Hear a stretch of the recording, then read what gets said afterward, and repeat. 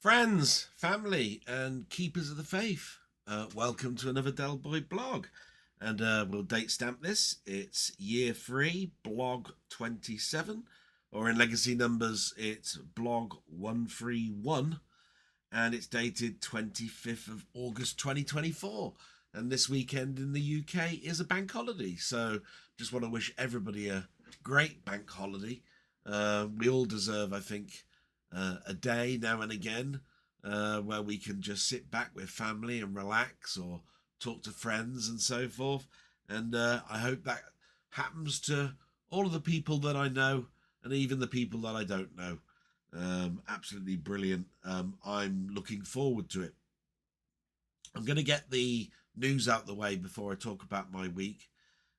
So we'll start off with the news, and we always start off with the war. And I saw this article and it said Indian Prime Minister Narendra Modi paid a visit to Ukraine, telling President Zelensky he is prepared to play a personal role to bring peace to the conflict. The article was a lot longer than that. It was talking about the fact that the Indian Prime Minister had visited Russia several weeks before that and had hugged Putin, etc. And so the meeting with Zelensky, which happened this week, was a bit thorny at best. But apparently it ended on a high note. Let's hope that this person has more influence than anybody else. I doubt it, but I live in hope. All we want really is the war to end, really. There was quite a bit of UK news, all lots of little bitty stories. But I wrote down a couple that were quite prevalent. The Paralympic athletes are preparing to go to the Olympics, which start on Wednesday. So that's been all on the news, seeing all of our UK athletes getting all of their equipment together and flying or getting across to France to appear in the Paralympics. Always find the Paralympics actually quite entertaining for quite a number of the sports. It's quite weird, really. Definitely, I'm pro of it. A disability should not hinder you, and it's great that the Olympics embrace that.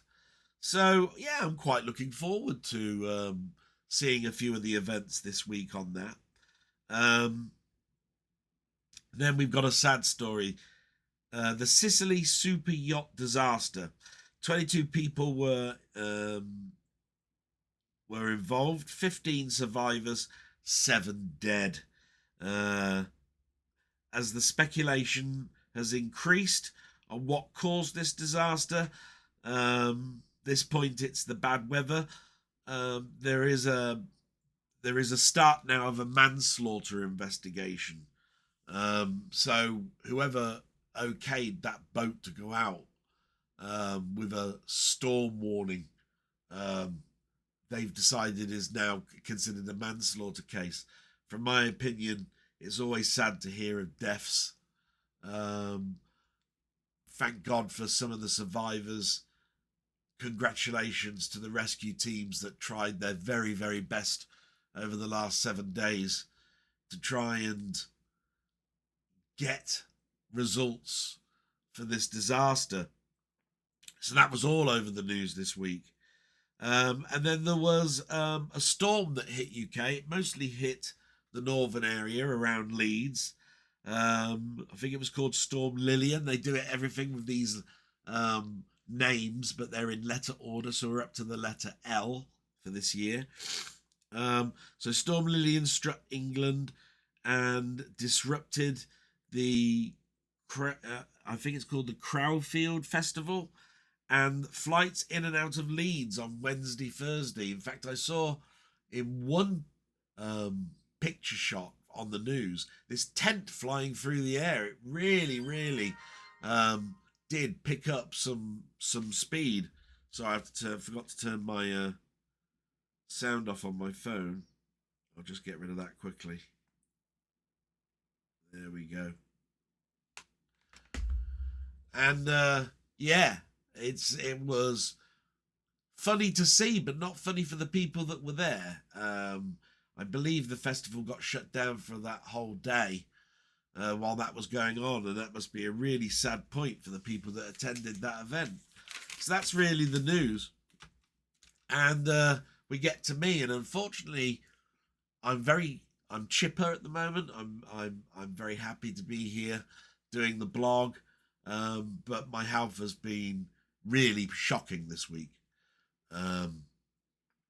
As many would know, I went to an event last Saturday, the Zap event in Kenilworth, and had a great time. Did my blog last week, no problems. But I started to feel ill Tuesday. So we're jumping ahead of ourselves a little bit. Let's get to Monday. Monday was just a nice, relaxing day for me. I wasn't feeling 100%, but nowhere near what was to come. And Monday evening, I was really looking forward to my chat with Mamemeister. I invited him onto a chat.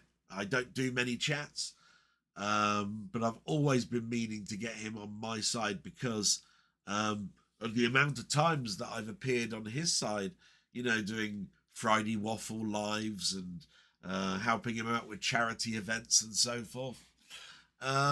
So when he was saying in his waffle that he wanted to cut down on his live stuff, and he wanted to, he found it strange that he hadn't had many people invite him onto their channel. I thought, right, it's about time I did this. I'd actually planned something a lot bigger, along the lines of an interview that I've done once before. But didn't have time to do that in one day. So I invited him on. He came on at 8 o'clock. We talked about a lot of things, mostly to do with retro emulation computers and so forth. But the people that joined us, and thank you, by the way, to everybody who did, asked many questions, not just on computers, but on films as well. And Mamemeister did his very best to get through those. He's not a big filmy, but of course, as I mentioned to him just before we went live, I said, you're bound sure these questions will come along. But I feel that everybody has watched TV, everybody has seen films. It's not something that you can't have an input on. It's just I do know it's not his major number one thing to talk about. And we had a great time, had a great laugh.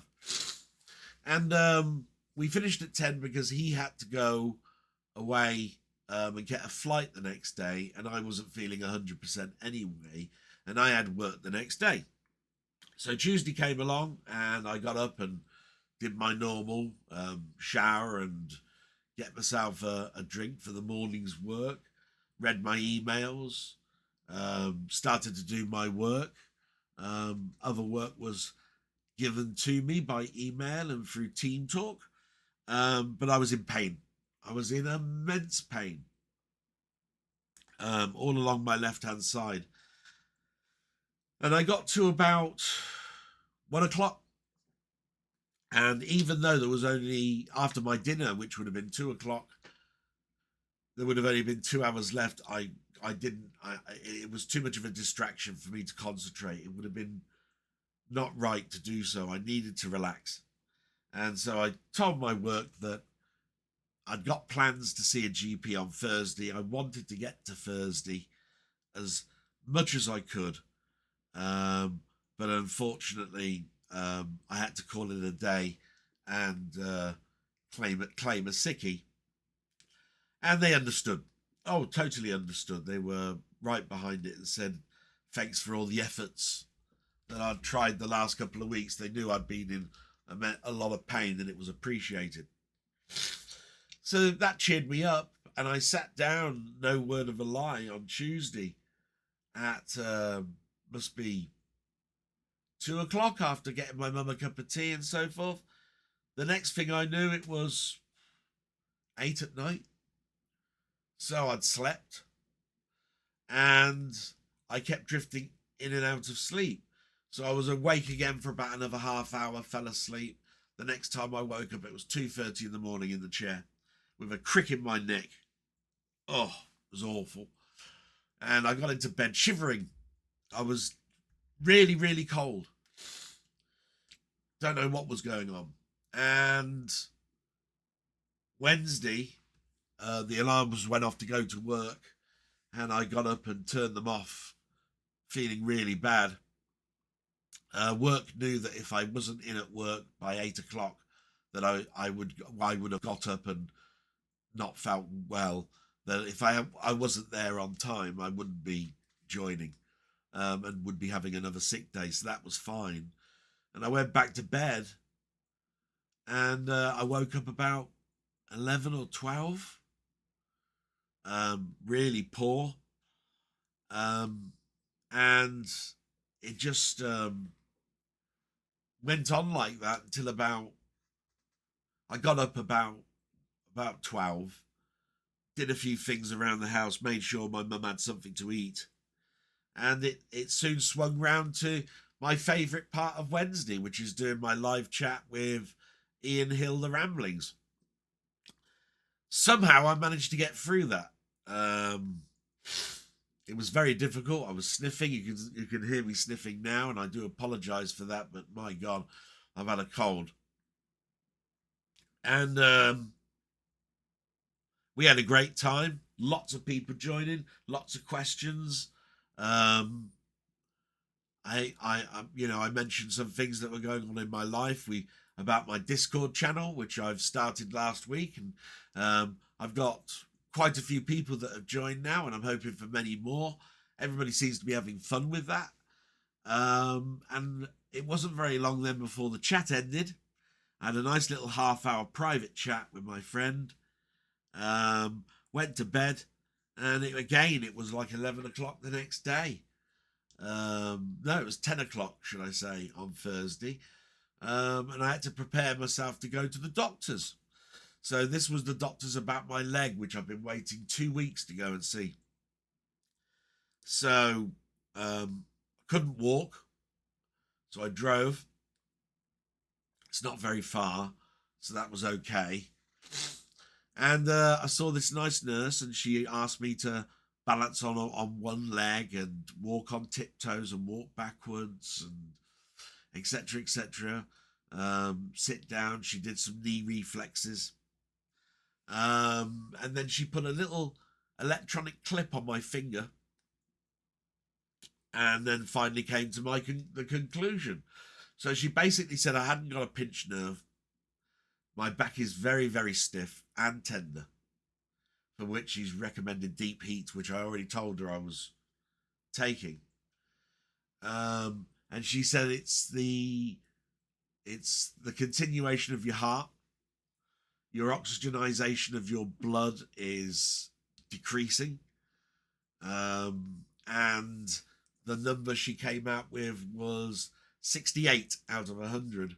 And the norm is 95 to 100. So it was quite low. But she said it's not unusual, and for me not to worry. But she told me that I needed to rectify whatever I could with that. In other words, drink lots, take some fresh air in, that sort of thing. And she's made a note that the oxygenization of my blood is decreasing, in a hope that that will bring forth or forward my hospital date, which I still don't have officially, but is written as preliminary the 26th of September. So we've got a good 4 weeks or so, and she thinks hopefully that it might be brought earlier when she presents this report. Excuse me.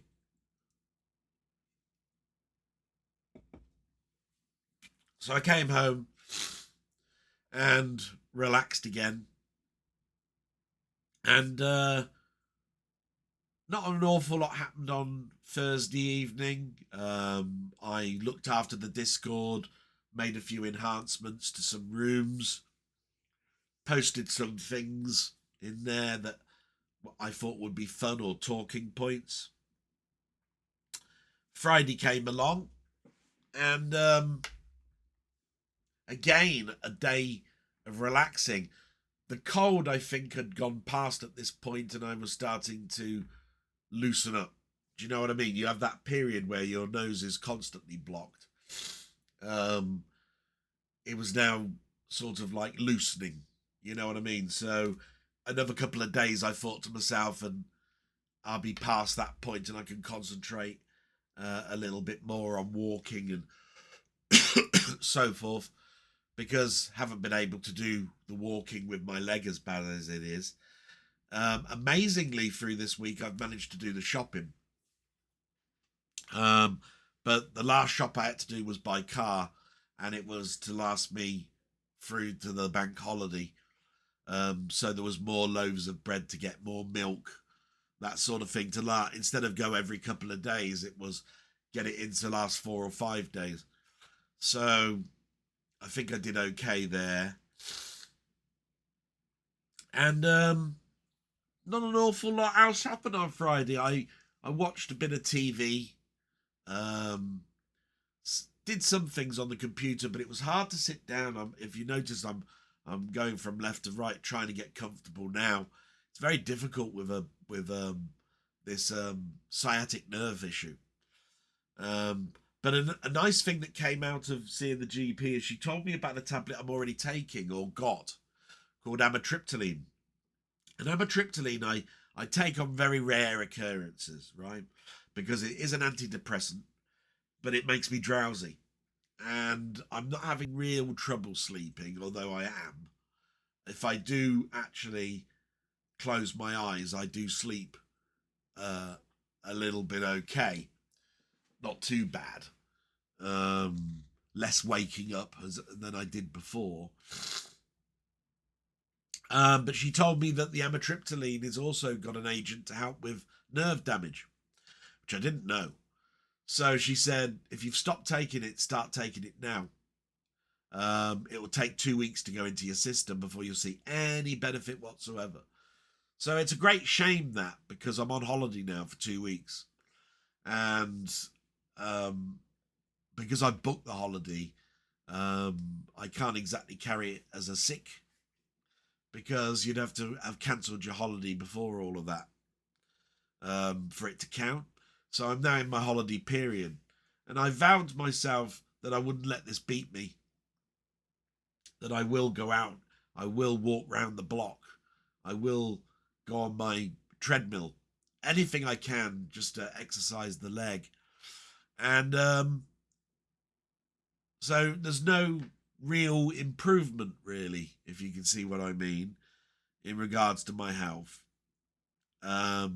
And Saturday was all prep day, but I did manage to speak to my friend Pete, who's Playtendoguy, and I said, I had a nice chat with Mamemeister on Monday. I didn't know if he'd seen it, and it would be really great to have him on this Monday, because I want to do something a little bit different that would still be fresh in the mind of people after I did my Monday chat with Mamemeister. I wanted his opinion on gaming. He's a much younger person. His game playing, therefore, will be of a much later period than Mamemeister and I are really like old fossils that talk about the Commodore 64 and Spectrum days an awful lot. His perspective will be consoles closer to PlayStation and Xbox, but he may also have played retro stuff. And of course, his film knowledge is second to none, so he'll be able to appease anybody's questions in regards to films. So it made perfect sense, and he said, yes, he'd love to be on. And I've set no time limit, but of course, depending on my health, it'll probably be another couple of hours. Maybe he can stretch it to 3 or 4, I don't know. But I'm going to take it. If people want us to talk longer and Pete is happy, we'll do that. I've got no work on the Tuesday. It's bank holiday Monday. I'm aiming to relax today, tomorrow, to get my energy levels up to do a grand reek job, as Ian Hill, the Ramblings, would say. A reek grand time had by all. So that's what's going on for Monday. On Saturday, there was one little video that I did, which brought great delight to me. And it was because I had a present or a gift given to me by Webob Art. He's got his own channel. Please look in the description sometimes if you can. You'll see a lot of links there to people that I have great respect for, that have fantastic channels. And look at the previous history as well, because there are some channels there that are not quite always in my description that would have been in the past. They're all still deserving your attention. They still do great work. And it was an opening of a gift. And this gift was a drawn from scratch homage to Spider-Man, drawn by Webob Art using his art programs. And it's beautiful. Oh my God, it's gorgeous. I'm going to get it framed, and it will be behind UV coated glass so that it doesn't fade. It's on really good expensive paper.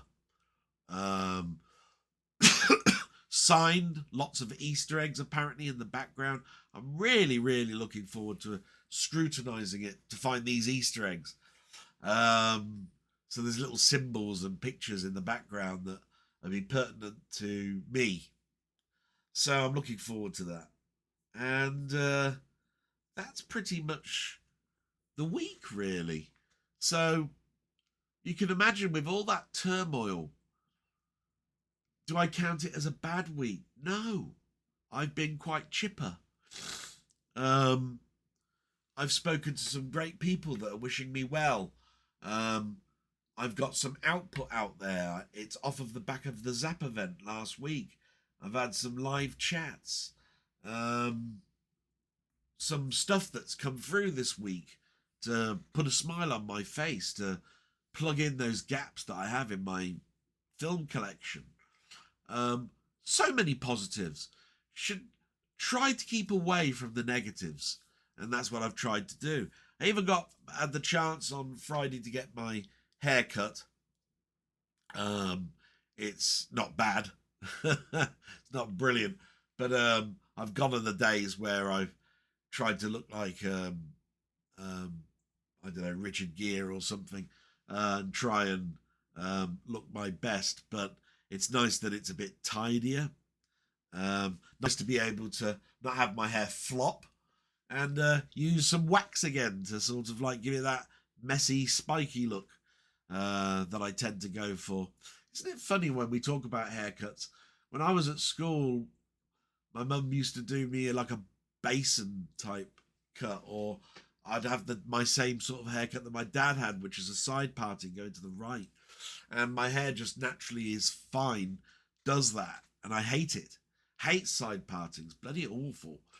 Centre parting's awful. Going straight back is okay. Going forward like a bowl, bloody awful. Looks like Blackadder the First. Never been happy with my hair.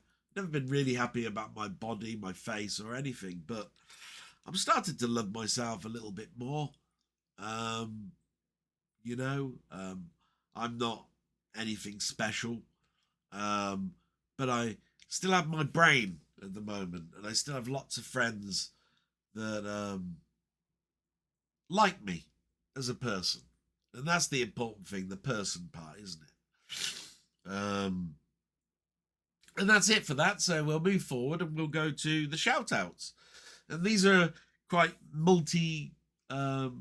faceted really, because with all the other videos and stuff that I bring out on YouTube, not everything is a comment in the blog. There are other areas that people have commented, such as on the Zap event or the artwork that came from Webob Art. So I'm going to read these out verbatim. And every single one of them, thank you so much. So we start off with no particular order. Jambon, Steve's Gaming, Denny, Wee Bob Art, Ian Hill The Ramblings, Colin Jones, aka Ponder, Martroid, Danny Jukes, Seb's Place, Carl Todd, Mark Fletcher. I think we'll get to some of the stuff now outside of the blog. Playtendoguy, Robert's Retro Gaming, Gans Teeth, Retro Robbins, Shontef, Jim Jam Movies. Yes, all of them have made a little comment, wish me well, gave me an expression of what to improve to improve or take away from some of my videos, such as the Zap event and the Wee Bob Art stuff. All really well received. Thank you so much. And I'm just going to take a little drink. Like I say, it's getting very difficult to find a comfortable spot, but I'm getting there. And my nose is blocked. I do apologise for that. I might pause the recording and blow my nose in a moment. But we'll start off, with some of the comments. They're in no particular order, but these are all lovely. And we'll start off, and the first one that I can see is Carl Todd. Carl Todd, yes.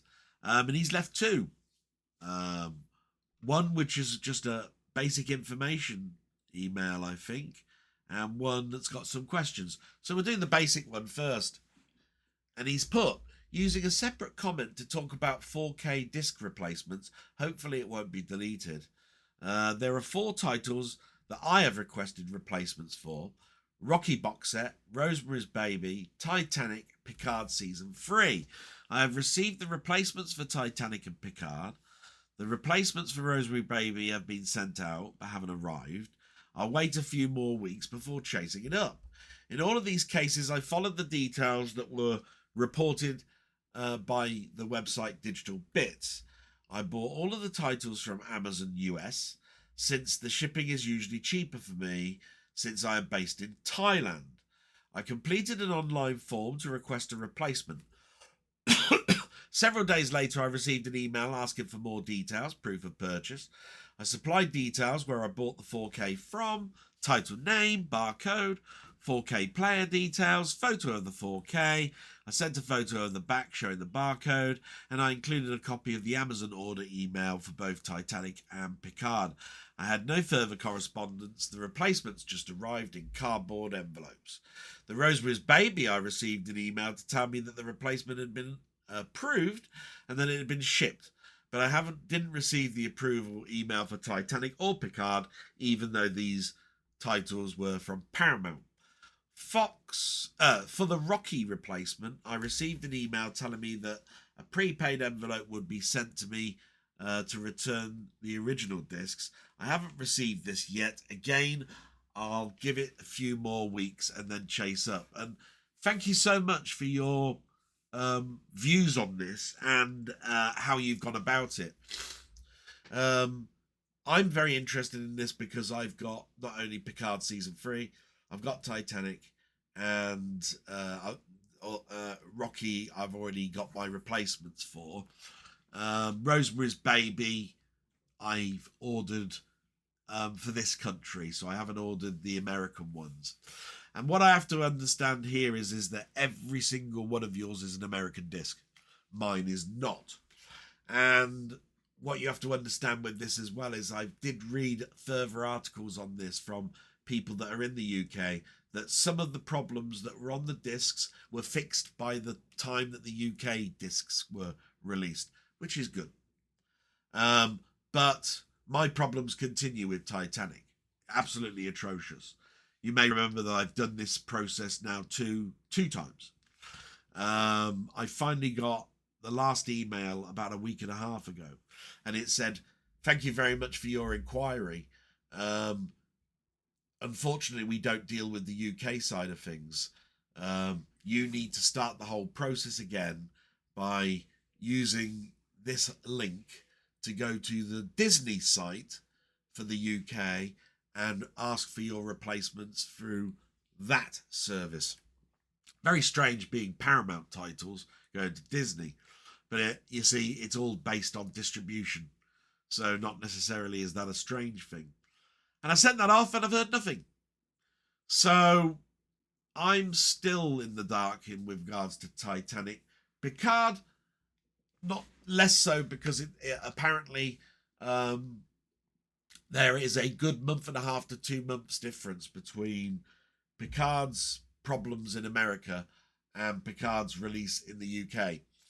And apparently the problems were fixed.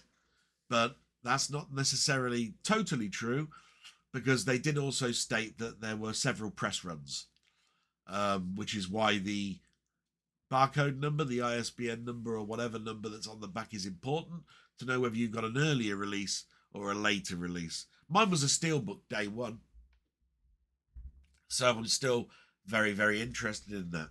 So that's where I stand with that. I'm no further forward. All I'm getting is emails back saying, do this, do that, start this up. And we're, let's see, 10 weeks down the line since I started this. Rocky was easy. Rocky was so much easier. I sent an email, and basically in that email I took pictures of the discs. I sent a picture of the order from Amazon, and I had to do nothing. They just turned up in the post with a letter saying, so sorry, here's the replacements. And they were replacements from a boxed set of Rocky, which are the same discs but a later release with all the corrections, and it had an extra disc, so bonus. So I got all my replacements and an extra disc, so brilliant. Can't fault the Rocky one, and I believe that helped out of a friend of mine earlier on as well. So I'm really, really happy with the community helping us out with disc replacements. Really, really good. So you carry on, Carl Todd. You've got, hi Dan, my comments were deleted again last week. This is happening an awful lot, and I do apologise for this. Whenever I see that comment, I usually move a person into a higher ranking in my settings for users. And this will be the same for you. I'll be doing that at the end of this blog, Carl. Sort of like moderator level, so that your stuff is pre-approved. And it says, my comment was deleted last week. This time I will try to just add questions here and put some other stuff in a separate comment. Hence the first one. So the questions. Did you see the announcement about the Blake 7 Season 1 Blu-ray box set? Will you be getting it? Oh my word, did I? If there's one thing that was never going to happen, was that I was going to miss that, because Denny and I are big fans, and Denny was all over this. And I've got a Discord channel, and to be quite honest, the physical media section of my Discord is full of the pictures of ordering it. It's now the #1 ordered Blu-ray of Amazon this week. All sorts. I don't think it's too expensive at all. I think it's a great release. They've done a sort of a Star Trek type thing where they've done new special effects, but you can choose the old or the new. Model work has been done as well. They've gone back to the original model to do some of the optical effects to make it so it's not all CGI. So yeah, all over it. Oh, thanks very much for that, and I recommend that you get it as well. I think it's going to be a blast. As you know, there weren't that many seasons of Blake 7. The price is not the high £55 that you get with Doctor Who. It's quite reasonable, I think, when you consider they've done new optical effects. That must have cost some money, plus the upgrade itself. So yeah, really looking forward to that. Number 2, do you have a favourite simulator game, e.g. Microsoft 8-bit games, etc.? Now, you mentioned 8-bit, which makes it awkward because my favourite Microprose simulator is Falcon 3. Always has, always will be. Played that to death. Had it on Windows. So that's not 8-bit. So when I think back at the Microprose games, and there were many, many Microprose simulator games, I can't go away without speaking about F-15 Strike Eagle 1 and 2. I don't think I played the third one. And F-19, thinking about it. My all-time favourite, Gunship. I believe that's Steve's as well. I loved Gunship. Brilliant. Thought that was amazing. I loved, ever since I saw Flight Path 737 or 747 on the 64, always been intrigued by traffic control. So Kennedy Approach was a mainstay for me for a short period of time. And I did get into, but was never that involved in Silent Service, a submarine simulator. And then there are many others. I think there was some Polygon type Midwinter or something like that it was called, which was sort of simulators but not, more open world tactical battle play type stuff. So that's the ones that come to mind when I think of Microprose. But oh my god, Falcon 3, yeah, love that. And your third question is, name some of your favourite PS4 games and what is it that you liked about them? Oh my god.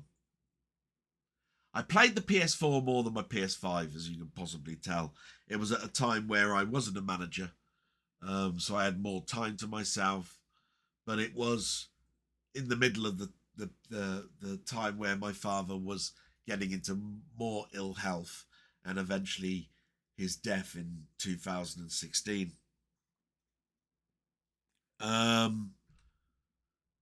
So I do remember, though, that before I got my PS5, I did buy Spider-Man for it, and that was a great title. So that's a more newish end of line title, really, for me, as my PS4 to PS5.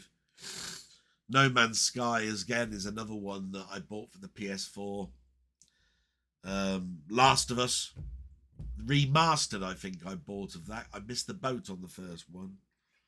Uncharted 4, I played to death. Yeah, I played that a lot. As was Red Dead Redemption. And some of these you can play on the PS5. You can just put them in as enhanced. So I could go back to these. And Horizon Zero Dawn blew my mind when I first saw it. It's a very hit and miss game now. There's been a few Horizon games been out, and some people find it tedious. But I quite like the going out with a bow and arrow and seeing all these monsters. I preferred Horizon over Monster Hunter, but I don't think I gave Monster Hunter enough airplay and gameplay for me to make a decision on that one. So there's some PS4 games for you, and I hope that comes in handy for you and answers you. I'm just going to go and blow my nose, so I'm just going to pause just for a moment. And thanks for bearing with me with this blog. It's going to be a bit like this today. Sorry, my health is just not quite there yet, but I won't be a moment. There we go, and I hope that wasn't too much of a disruption. Blown my nose. Funny thing was, I got up and all the pins and needles come back to my legs, so I probably got to try and find a good spot again for my back and leg. So, like I say, apologies for all the moving about. Anyway, we're moving forward now, and I did my salute to Carl Todd, and we moved to Mark Fletcher. And it's been immense fun reading out his stuff the last couple of weeks, probably because of the Marvel side of things. But he starts off with, hello again, Del Boy. Hope your mum have had a good week. I used up a lot of your time on last week's vlog with the question I asked. So this time I will not bother and give others a fair chance instead with their questions. Oh, never feel like that. Don't worry. It just means that my blog gets a bit longer. It's me that needs to sort of like trim it down. It's not your responsibility. But if you haven't got a question, don't feel bad. It's just really nice to get a comment, read it out, and have fun with it, and so forth. Thank you for spending the time with the answer, though. In case you don't remember, mine was the one about the possibility that the Doctor could also be the Master. Oh, yeah, I remember it well. I had great fun thinking back to those days. It was brilliant. I will mention something of interest to you, though. Tomorrow's Publishing has just put out their latest issue of Alter Ego magazine. It's a tribute to your old favourite, John Romita. I only have the digital version and haven't had a chance to read it yet, but a quick glance, it looks tremendous. Tomorrow's publications are always a joy to read and are well worth hunting down. Yeah, Alter Ego's an old magazine, matey. And I've got the original Alter Ego with the John Romita, because it was like a fanzine type magazine. Being a big John Romita fan, the whole article was repeated in a softback John Romita book called John Romita and All That Jazz, and I've got that book. So I already knew that this was coming out. I think it's out now, and mine is being put aside by my comic supplier. So yes, I'm looking forward to getting that, because I can put it with the original, because it is a reprint, that article anyway. I think there are some extra bits that have been added. Always nice to get a reprint, because it'll be the reprinted article, but it will also be extra things to say, being as John Romita is now dead, so there'll be other artists that will add to that and give their thoughts on Romita. So you continue. Thank you very much, by the way, for letting me know, though. You'll never know. I probably won't know everything, so it's good that people are pointing out things to me that I might have missed. Also, you just seen your unboxing of Wee Bob Art's Spider-Man and Gwen Stacy picture. Yeah, I wondered if it was Gwen Stacy myself, and I never did bother asking Wee Bob Art. It does have the hairband, but John Romita drew women so beautiful, but you can usually tell the difference between the two based on the colouring and the inking. So I said Mary Jane, because my thoughts were that when Wee Bob was choosing the subject matter, he would have chosen the character that's still around now. But either way, gorgeous. Oh my God. I will ask him, actually, which one it is. But Gwen Stacy, the second love of Peter Parker, really, when you consider Betty Brant was the first. Such a weird character. Most people think that when they look back at that character in the comic, that she was bipolar, but was never diagnosed with it. I don't think that's a bad thing to say. 1 minute she's full of hatred, the next she's full of love. Switched on by a light switch, she'd flip. And every time she'd keep coming back to Peter for solace. Very, very complex character. And in the end, I think it was a good choice that they killed her off. John Romita said when they were considering killing off someone that was close to Spider-Man back in 1972, Aunt May's name always comes up. I mean, she's an old biddy. Peter's growing up. But John Romita actually said to Jerry Conway, it's not that big a character to kill, and it's quite easy to figure out that particular death. What you really want is a stark death, a death that basically draws a line and goes, I didn't see that coming. So in the end, we're talking about it 50 plus years later. It must have had an effect, and it did. Anyway, you continue. Lovely stuff. Makes me want to get the old pencils out and start drawing again. No idea how to do it digitally, I'm afraid, and always wonder if it bothers digital artists that there is no physical copy of the original artwork. Makes you think what art galleries will look like in the future.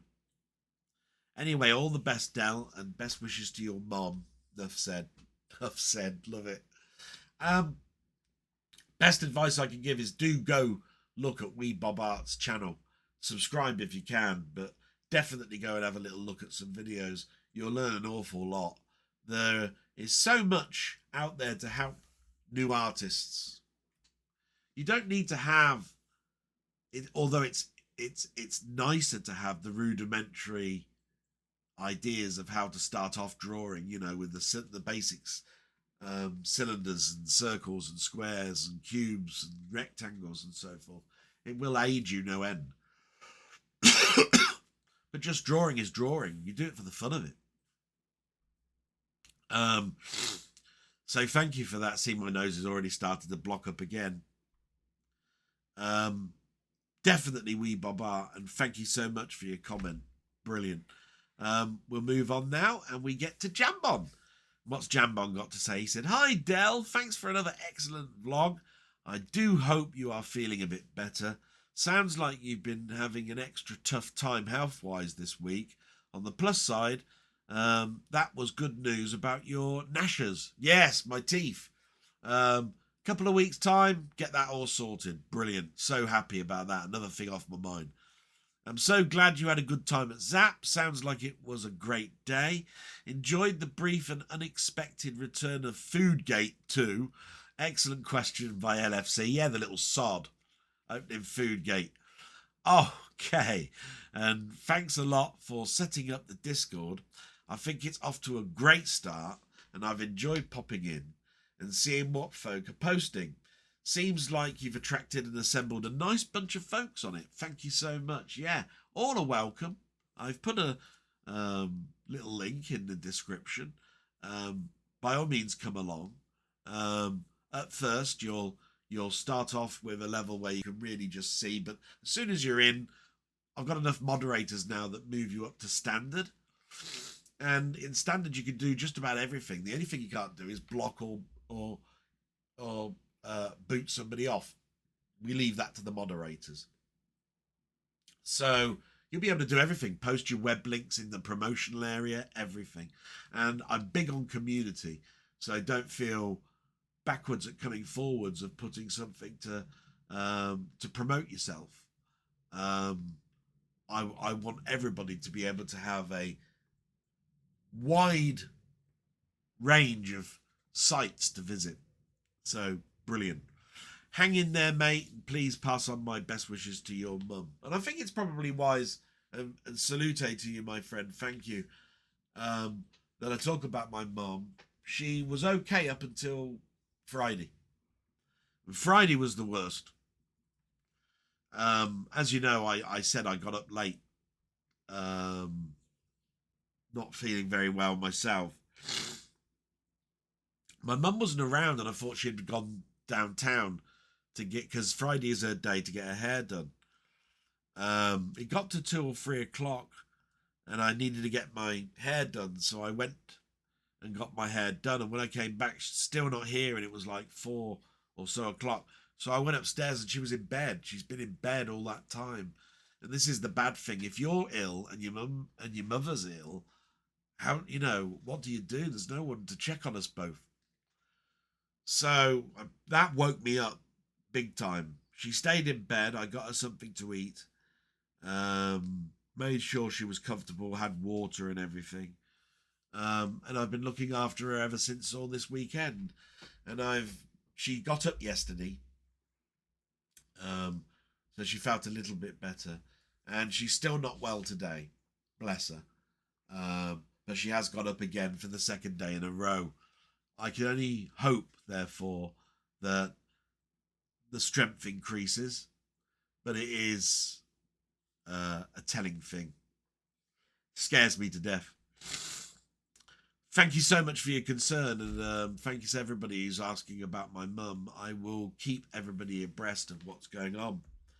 Now, the next one is from my friend Steve's Gaming. Hello, Steve, my mate. You bastard, you're too good. Just my little salute. And again, he's put just a single line which upsets me. It says, I commented last night, it's gone again, question mark. For which, you know, I can only apologise so much, really, on this. But I did ask him to put something down in Discord, and I said I'll try and read it out. And that's what I'm about to do now. Yeah, but here it is. So apologies, I have to read down at this, but at least I'm going to be able to manage to read it out. There might be something inside this text that YouTube don't like. I'll let people make their own mind up about that. I'm just one of these people that read things out verbatim. So here we go. It says, Hi Del. I wasn't going to comment as I'm so annoyed with YouTube. And last week I decided to only comment on live streams because my comment will be seen and not deleted. But hey, here I am again, a glutton for punishment. Great blog as always. My comment on the looters. Well, they are knuckle-dragging scum who use any opportunity to cause chaos. And quite frankly, I was disgusted at the low sentences they got. Some of them just a few months. Yet people who sat peacefully in a road got 6 years. I feel thieving, attacking and threatening people should have a far, far longer sentence than someone doing peaceful protests. Anyway, on to other things. You're looking a little more chipper, and with it in the last blog. Are you feeling better? Question mark. I do hope so. Okay, now a couple of questions. You know I can't resist asking you stupid questions. So here's question 1. Have you ever really wanted to learn something, and even though you tried, you had to admit failure and give up? Oh, interesting.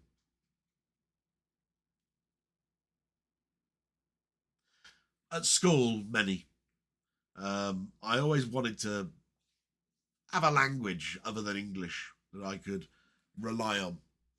And I just find certain languages are very, very attractive to me.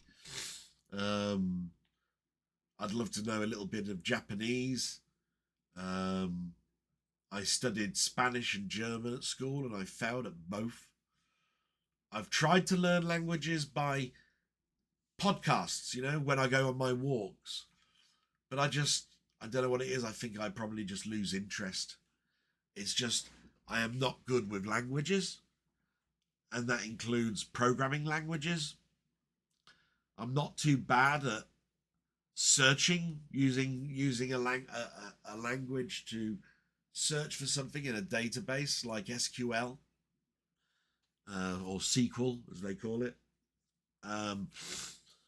Or, you know, access searches, because you do have to use constructive lines such as select star from table where cell equals this and cell equals that, print result. And then you have to do what they call inner and outer joins to join tables together to get the result out. Had to do all that during my time at iSoft, but that's more logic. You don't really learning a language really per se, but it is in a very weak way. So languages is definitely one of those. I hope that gives you an answer there. 2, what was your best ever hardware purchase under £100? Take care, my friend, and love to your mum. That's an interesting one. Piece of hardware under £100. That's so many.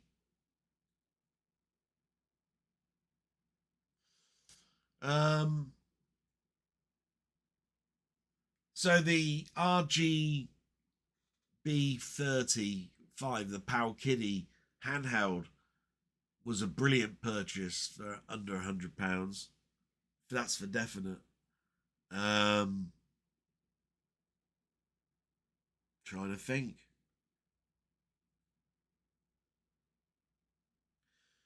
my Razor mouse, my Mamba, is it? No, a Nega, I think it was a Mamba, yeah, which lasted me 10 years.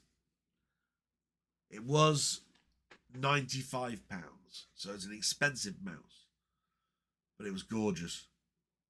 That must have been a purchase and a half, to be quite honest. I'm forever happy about memory sticks, and they come down in price. That's considered hardware. So I would go along the many memory sticks that I've purchased throughout the years. I'm trying to think now. I must admit, most of the stuff over 100 is over £100, if you see what I mean. I had oh yes, I've got a D-Link 16-port smart switch, which I bought from work. They bought it. 2 weeks later, we were being split up and going to be put back into the MOJ. I spoke to the person who bought it, which was bought with a credit card for the company, and he hadn't put the expenses through. And I said I'd like to buy it off of him. And as a present, he turned around and said, "You could have it for half price, and that's my parting gift with you for all of the hard work that you did to keep the CRC going." So it was a £90 D-Link smart switch, for which I bought for 40 quid. That was brilliant. And I've got a HDMI splitter called SQ, which I so much switch now between certain video feeds that it's become a mainstay. I don't think there are many other handhelds and things. I mean, my Pandora was brilliant, but that was 400 quid. My PSP was, 200 or 300 quid. My Vita was the same. My Xbox Elite 2 joystick is over £100. So I think I'm going to end it there. Oh no, I bought a Logitech G19 keyboard, and I've still got it now. It's from Germany, which is why it was cheap, but it was in this country at £170, and I literally bought it for just under 100 from Germany, and it's still going now. It's a bit old in the tooth. I don't know what I'm going to do when it breaks, and sometimes that's why my typing is terrible, because the letters are in German, so not all the characters are in the right place. But there we go. Fantastic, Steve. Thank you so much for bearing with me. You are a moderator on my side. I can't say. It must be something within the text. It might have been to do with the riots. I do know that it's a touchy subject. So let's hope for next week. And thank you for trying. And now we get to oh my God, War and Peace, my mate, Denny, who I need to give a personal thanks out to for testing my Discord server and for popping in now and again and making sure that everything's running smooth on it. I do the best I can. It's been a difficult week with my health, but I'm having immense fun, and I think he is as well. And we've got some great people there. Brilliant. So Denny, he starts off, "Hiya, mate. First off, get yourself better. You had me worried the other night with the blood oxygen levels. I'm glad you took advice from your GP, as 68 is really low. Yeah. I try not to worry too many people. Denny and I chat outside of YouTube, so he knew about it before anybody else. All I know is that everybody has been absolutely wonderful about my health. And each day I'm aiming to get to that point where my health is not a thing to talk about anymore. So that's the aim, because I don't want people to get I play the health card all the time, because it's not true. This blog is a diary, and if you're in bad health, you'd mention in your diary you're not well today. It's as simple as that, really. It's good you had 2 weeks off to recuperate and regain some of your strength, so speedy recovery, my friend. And let's hope your operation comes sooner rather than later. Physically, it's having an effect on you, but mentally, it must also be having a detrimental effect on your well-being as well. Yes, it is. I keep it down to a minimum. I want to be chipper. I want to be smiley. That's my aim. I think the last 3 or 4 weeks has proved that I'm really making a concerted effort, trying not to let some of the things that have got me down. I'm not scared of anything. I'm not scared of upsetting anybody. I think, that most people have been understanding on it all. The people that haven't, they can just go do one, as far as I'm concerned. Because I'm not the type of person that plays the health card. I've been at work all of those weeks, and I didn't say anything other than I'm not feeling well, but I'm working through it. That's as much as I told work. They're appreciative of the efforts I've done. So you carry on. What a fantastic look around the Zap event. The main highlight for me is the Drop Zone Enhanced. That will be a day one purchase. It's looking fantastic, and I can assume it will be out on PC, Xbox, and PlayStation, no doubt. It's from Fusion Games. I've seen a number of Zap tours now, and some people have listed a link to Drop Zone, but every time you click on it, it takes you to the Fusion Games website, and it lists all of the releases that are out in 2024 with no mention of Drop Zone. I believe it is for PC. Very difficult to tell at the event because it was just a generic black box, and many Amigas were in these generic black boxes. They weren't just Amiga keyboards, showing you it's a 500 or a 2000 or whatever. I really, really want it. But we'll see. And it'll be definitely a day one purchase for me as well. As I understand, the Rob Hubbard book, for those not attending, will be around 2 weeks later to dispatch. Yeah, I got that wrong. I thought they were being released a day early. But you could also get them at the event. When I actually got there, I could see the Mammoth task Rob had to sign these books. He signed so many. Oh my God, his wrist must be like swollen to high heaven. You know what I mean? But I hope you get your book soon, matey.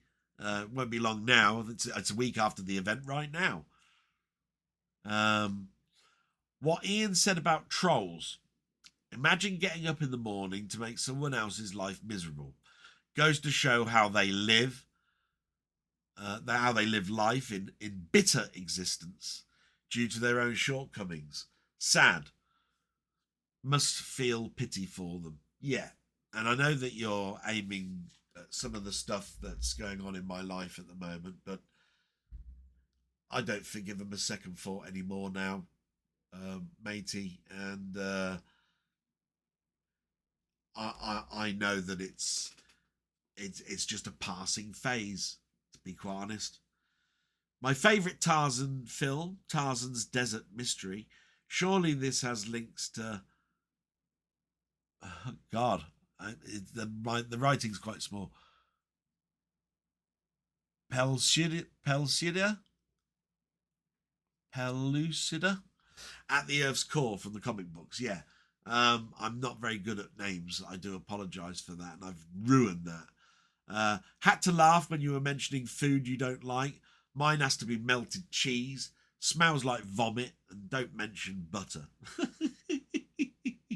See how it makes me laugh, all these things. Yeah, I mean, so many people out there going, melted cheese, vomit.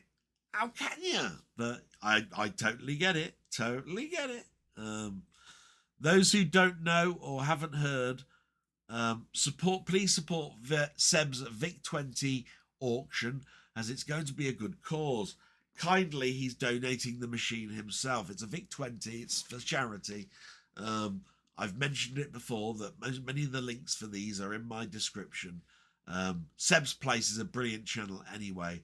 And you'll own a piece of history. A Commodore Vic20, in fact, my first color computer, not color console, color computer, because I had a ZX80 and an 81, and my console would have been a VCS 2600. So yeah. Question for this week: have you ever gave into a price by a scalper for a DVD, Blu-ray, or 4K discs in fear of missing out? Simple answer: no. Have I been succumbed to a scalper for other hobbies? Yes. Mostly soundtracks and comics.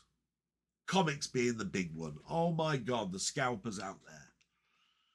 They hound eBay for prices that they've been sold at. Comic price guides, all sorts of stuff. Everybody thinks that they can grade their own comic, and they will put, oh, this one is a VF, so that's very fine condition, and therefore mark it as a 7 or something, and then increase the price. And when you get it home, you tend to find that somebody's cut a coupon out the back. It's got crease lines, chibbled edges, because the paper has become brittle, etc., etc. Atrocious. This is why I think a lot of people go to slabbing these days. I don't go for slabbing. Mine will always be raw. A comic should be there to be read. So as far as I'm concerned, there are only very few exceptions where I think slabbing is acceptable. So yeah, that answers that question really. Never really with films, no. But everything else, yeah. As always, I send my best wishes to your mother, and get well soon, matey. No, thank you so much. Salute, my friend. And we get to wee Bob Art. And you know what he's done for me this week, so fantastic. He starts off, glad you enjoyed the Zap event. Not related, but I cancelled my Zap and Crash Patreon, as I have been subscribed for 4 years, getting the small magazine every quarter. I'm not entirely sure of my reasons, but I rarely read them, and I originally was interested in the Ollie Frey artwork. The artwork will still be in those magazines, but it's unlikely we will see any unseen pieces unless Chris finds some in whatever archives Roger and Ollie left behind. I am sort of thankful I don't have that collector bug to quite the same intensity that you and others in the community have, but I can see the lure, and obviously there is a sort of investment aspect to your collections, which I assume is unlikely to be the benefit of yourself. I think I've seen a notification that you are a bit unwell just now, so I hope you feel better soon. Anyway, just before you get to your question, just to answer some of that, it's amazing, yes. Zap I bought the very first issue on with a binder, and I swore to myself that I'd buy a binder's worth, 12 issues. And then around about 6 or 7 issues in, they issued out the Amiga one, and I therefore bought a binder for the Amiga and started to get that. When I got to issue 12 of Zap, the reimagined A5 version, I stopped. So all I wanted was one binder, and I forgot that I was only halfway through with the Amiga. So a couple of months later, I went, oh shit, yes, I need to order those. And I managed to get up to issue 12 of the Amiga, and I stopped that. So I've now got 2 lovely binders that go with my full versions of Zap, because I have got Zap magazine still in physical format. And that's where the allure ends when it comes to magazines for computers. I'm not that big in having a full set of retro magazines or whatever. Quite happy to read PDFs of them. I do like physical media, don't get me wrong, and I love magazines. And PC Zone was my all-time favourite PC magazine during, the old years. And if that came back, I'd buy it. I believe there are some good PC magazines out there, and I have seen something similar to PC Zone, but not quite the same. So, as much as you're saying I've got that collecting bug in me, not quite so much for magazines. Thank God, really, because my bank balance is stretched as it is.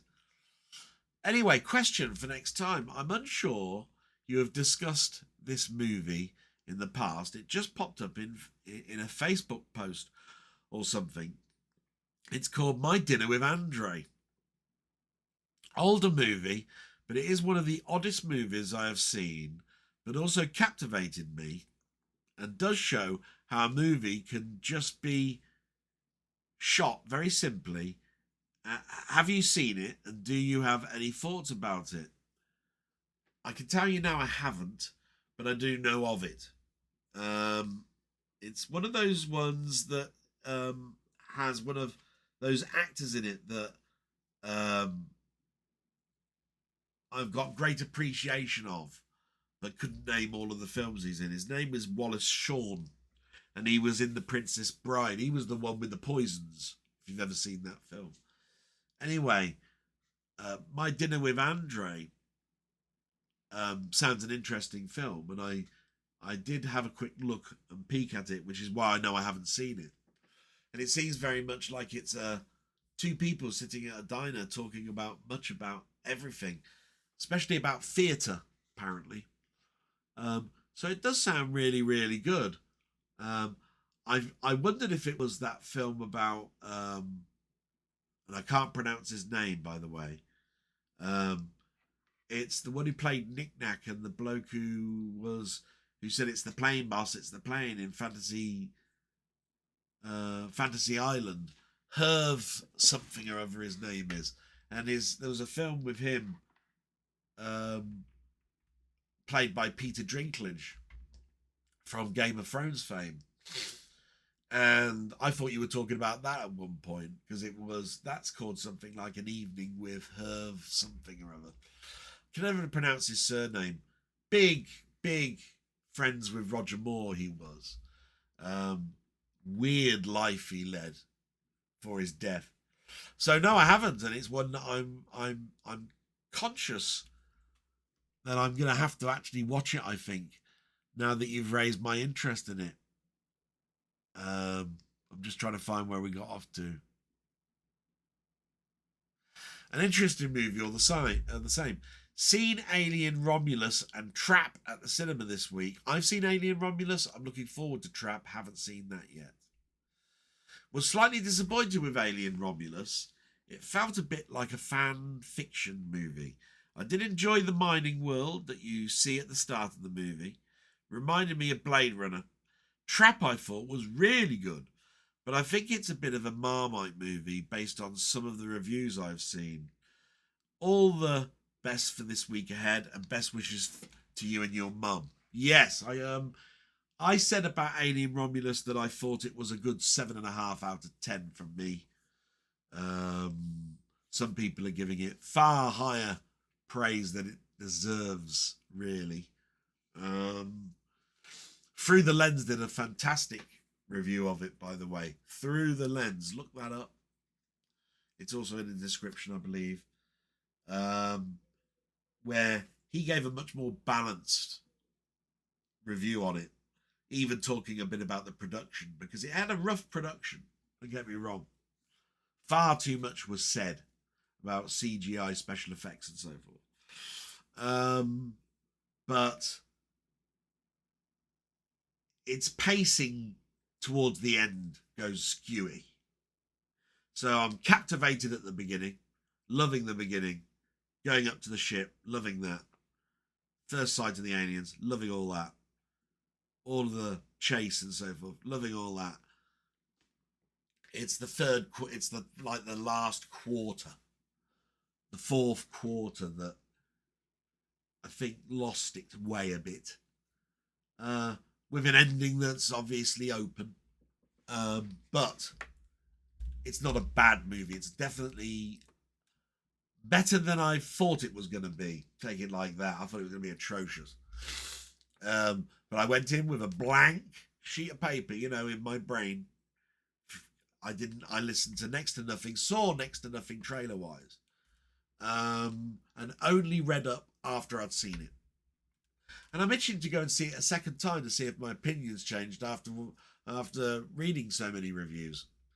But Trap, I've been intrigued about ever since Through the Lens said that what a good film it was. And you've mentioned how good it is as well. So, yes, I'm looking forward to that. I hope I don't miss it at the pictures. It's been out now at the same time as Alien Romulus, maybe slightly earlier. So, yes, I do need to get crack-a-lacking and start moving forward with that.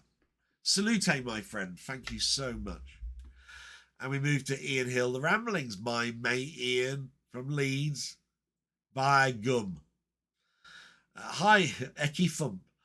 Hi, Delboy. I hope as usual you are managing to get through your health issues. Also hope your mother is getting through her health problems. Good to see you doing a live and seeing your trip out too. Also loved having you on Wednesday live, as always. You brought a lot of knowledge and some laughter and smiles too. I try. I really do. And I love it. I should be thanking you, matey. You make my Wednesdays a pure joy. And it's something I totally look forward to every week. Wednesday was quite a day for me. I had to go back to the doctors for another blood test. Then went into town to Kex and charity shops. I only found 2 things, then walked back home. I was totally worn out, and in the afternoon the pain got worse. So somehow I managed to do the live. I enjoyed it, and I slept really well when I went to bed. I was very, very happy to be back home. Always feel more safe and secure in my house. Hopefully won't have to go to the doctors and into town for a long time. I've been watching a lot of films, and for the first time, The Shawshank Redemption. What a film. I can see why it's well thought of and loved. They're films I love that nobody else seems to like. So my question this week is, have you any films that you enjoy and you like, but most people totally dislike? Best wishes, and have a reet grand time. Ooh.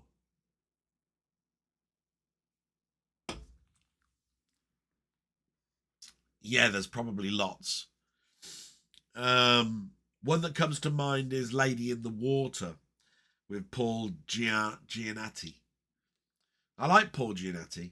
Ever since I saw him in, what was it called? Sideways? It was a wine film.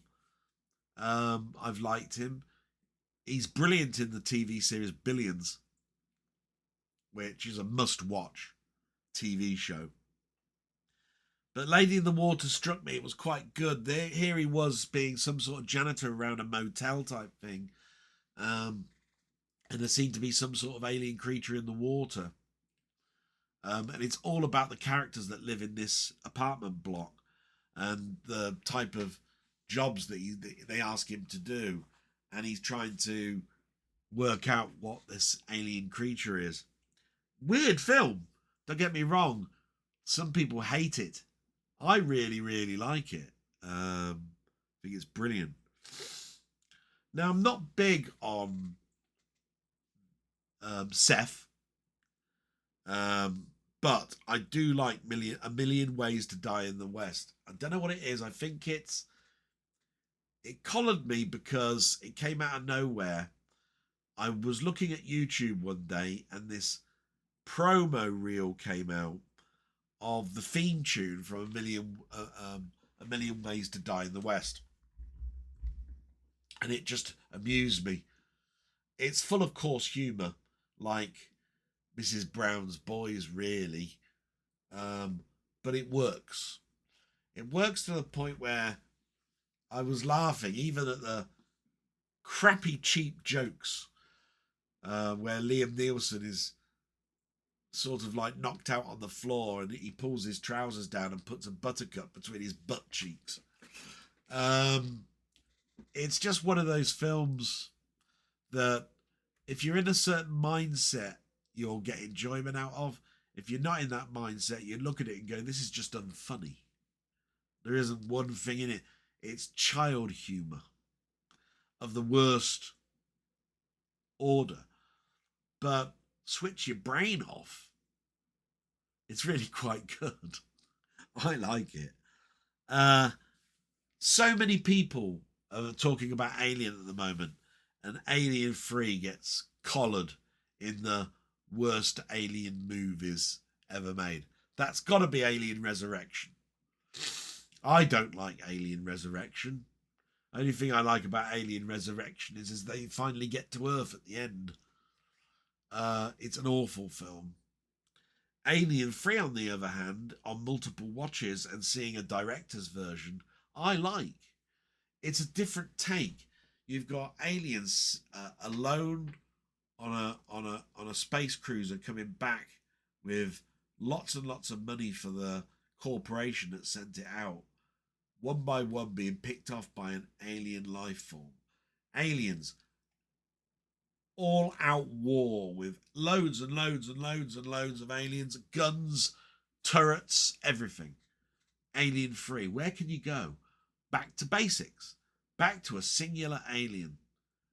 But how about, what do you do if you've got no weapons?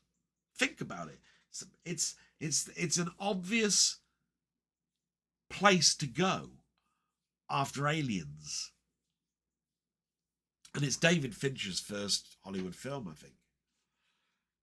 It's not the greatest. All the actors have got Yorkshire accents. And like I say, it's got some weird religion type aspects to it, you know, where the prisoners they use prison religion to get through life. Not the greatest of films, but it's got so much hate, I like it. And then the last two, R.I.P.D. and Showgirls.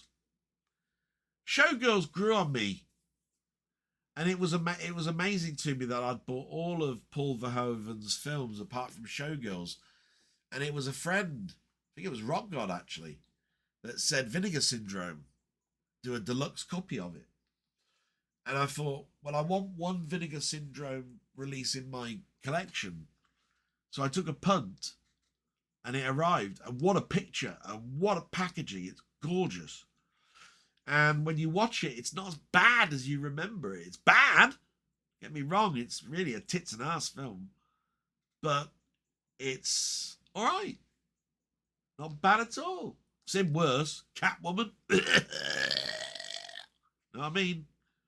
Seeing far worse. Now R.I.P.D. was just fun. Based on a comic book that most people don't even talk about. Just got its moments, really. So there we are. I think you've got some good stuff there. Again, I've got to blow my nose, so I won't be a moment. I'll be back in a second. And I'm back. And I was a bit further along this time. I was sick as well. Just I think this is just the remnants of getting rid of this horrible cold. And of course I took a couple of painkillers as well because I haven't took them this morning. So let's carry on, and I hope things go a bit smoother now. We move to Colin, aka Ponder. Thank you, my friend. You know how much I appreciate all the comments from everybody, and Colin has been one of those people that have been in my life for many years now. Love his channel. He starts off, sorry to hear about your pain you're going through with your leg, and really hope that physio can help. Yeah, well, it'll help when I have that heart operation. Unfortunately, who knew that it was going to be tied in with that oxygen starvation of the Fifth sciatic nerve. Yeah. Um, the way I see trolls is that they are sad people who don't like to see people enjoying themselves, so feel the utmost need to spoil things, hiding behind some preached anomality makes them feel superior when really they're the biggest losers. Yeah, I don't want to give them too much airplay, to be quite honest. And I think too many people as well put two and two together and think that it's certain people when it's not. And to be quite honest, I feel therefore even for those people, and it's just best left in the back garden as far as I'm concerned. Glad you enjoyed the Zap event. I saw Rob Hubbard, met Jeff and Giles and Sir Lancelot. Yes, I did. Brilliant. Some digging tells me that the Commodore machine you saw was a B128. Yeah, and I actually mentioned it the year before. And it's a great looking machine. I couldn't win a raffle if there were free prizes, as four of us have had tickets. Yeah, do you know that's a brilliant analogy? It's like that same one, isn't it? Where if you fell into it's a coarse one. If you fell into a vat of tits, you'd come up sucking your thumb. I think who told me that one once? I think my dad or something. Independent food stores beat chain stores any day of the week. Last time we had a KFC was a family bucket that had about 2 inches of grease in the bucket. The kids were kids back then, so it put us off for life. Now we have a great chicken place in the local shopping centre. Give my regards to your mum and hope things improve soon. Your movie answer was amazing, thank you. I saw Deadpool and Wolverine on the same day I posted the last comment. I really enjoyed it because it stands alone without having to be watching 44 other movies first to get the plot background, and it didn't take itself too seriously. Also, unlike most other superhero movies, it wasn't about causing maximum damage to the landscape, buildings, etc., even though a universe was at stake. Thankfully, the subscription mouse is just an idea at the moment. I hope Logitech have got the message by now that it's a really bad idea. Talking of bad sitcoms, anything with an excessive canned laughter track, that'll do my nutting. I do brush regular these days, but my teeth are not in a good way, and I can't for the life of me get back to the NHS dentist in the whole city. I'm actually going to pay to have it all done next year when I can actually afford it, and I'm with you on that, matey. So difficult. I'm so blessed that it was 6 months later. Shouldn't still have to wait 6 months, but my God, weren't I the lucky one? I have to look at this and go, you know, as much as I say I have that Del Boy bad luck, good luck came round for me. And things have been on the up for the last 3 or 4 weeks or so, and long hope that continues. Question for the next blog. Out of the places you've visited, UK or abroad, what are your favourites and why? Oh, wow. Every time I go to a place, it's become my favourite because it's different to me living in this room, which is 19 foot long and 9 foot wide. And I don't get out enough. I even love the area that I live in, Oxfordshire. So much to see, so much beauty, so green, gorgeous, really. My first love will always be California, and it's just one of those places where I've been over 15, 16 times in my life. I've driven through deserts. I've travelled 2 hours east from the western point of America, California. And I've been skiing in a place called Bishop, believe it or not. You have to go through Death Valley and you get to a place called Bishop, and they put snow chains on your tyres to get through it. That's how, because it's the highest, one of the highest points. But then you've got in, Arizona and Northern California, like the Hoover Dam, Sacramento, Carmel was gorgeous, where I met Clint Eastwood. San Diego, going south to SeaWorld and the comic conventions. Just brilliant. Death Valley, beautiful, as much as it's got death in the title. The hues of browns and oranges and the mountains, just so tranquil. Brilliant. All of the places my parents took me on holiday: Barry Island, Cardiff, Prestatyn,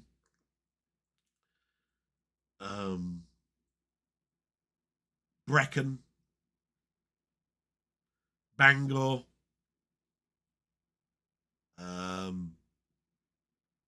yeah, beautiful places. When I lived in Manchester, I visited Blackpool. Went to, I didn't do much travelling, to be quite honest, when I was there. I did travel to Newcastle a couple of times while I was up there. All fantastic places. Bournemouth, I've got some lovely memories of Bournemouth. Going to abroad, I went to Dusseldorf, Wuppertal. Some lovely places there in Germany. Interesting places to visit. And so many places I haven't visited. But when it comes to America, I've been loads of places, because I've traveled from New York to California in 1-2 week break. Thousands of miles drive, going through Philadelphia, Ohio, Texas. Brilliant. And the first holiday in the States for me was Florida. And I went to Orlando, across to Daytona, down to Miami, visited the Space Museum, Cape Canaveral, saw a shuttle launch. Oh, amazing when I think back at my life, actually, of some of the things I've seen, and I don't talk about them too much. Must change that. But Barry Island will always be the place where I went to the arcades the most and went on the first water ride, the log flume that was there. Now sadly dismantled, I believe. Haven't been there in years. Bournemouth. I remember travelling for the first time myself to Bournemouth outside of my family and going down Christchurch Road. That's a big, long road, and you can see the sea coming up as you're going down the big, long straight of Christchurch. Brilliant. Fantastic, Colin. Thank you for all those memories that you've brought back to me. Brilliant. I hope that's told you a few places that I visited. A lot in there in Wales, so brilliant. Got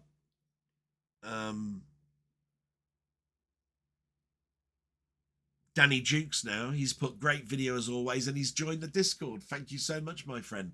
I've joined yours. I've had great fun looking at some of your friends doing streaming of games that you can do direct from Discord. That was an eye-opener to me. Those have been fun. Thank you so much. Hope you're enjoying yourself. And definitely I'll be visiting your Discord more this week with my 2 week off. We get to Martroid. Salute, my friend, by the way. Martroid says, wow, the Zap event sounds like it was awesome, Del. Jeff Minter, the original Amiga Mindwalker. These are the sort of things that make old gamers like us very happy, eh? Yeah, Mindwalker. Nobody talks about Mindwalker. But speaking of Mindwalker, I had another crack at it last night and nearly managed 4 rounds of brain revival, or whatever it is. I believe you have to get through 6 to complete the game. I'll get there.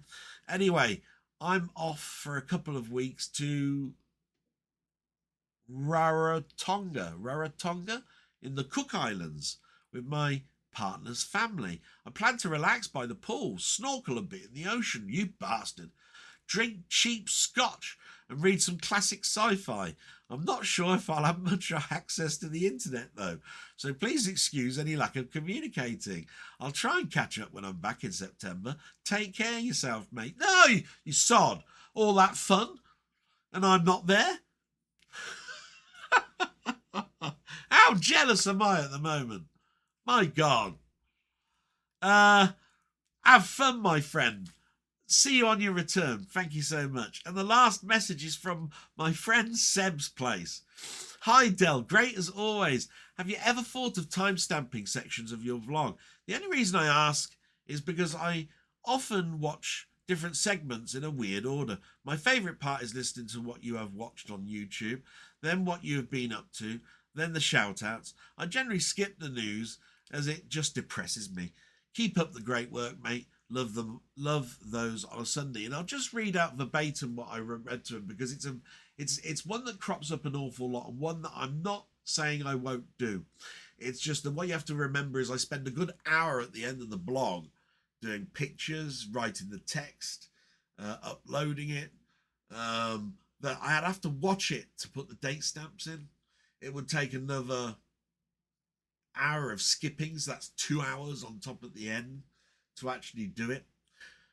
So what I put was, this was a thought I have contemplated many times. The structure of the blog is always the same: news, my week, shout outs, comments, watched on YouTube, and your YouTube. And to be honest, I get the blog out same day, do a photo, do a description and upload, and that's 3 to 4 hours right there without skipping and entering times in the description for sections. So I left it as people knowing the sections order.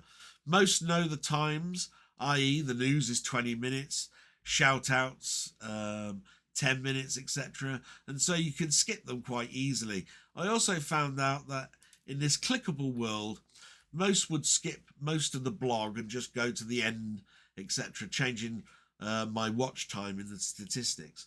So for now, it's blog as it is, but never say never. What I am going to do is go to my old ones and timestamp them.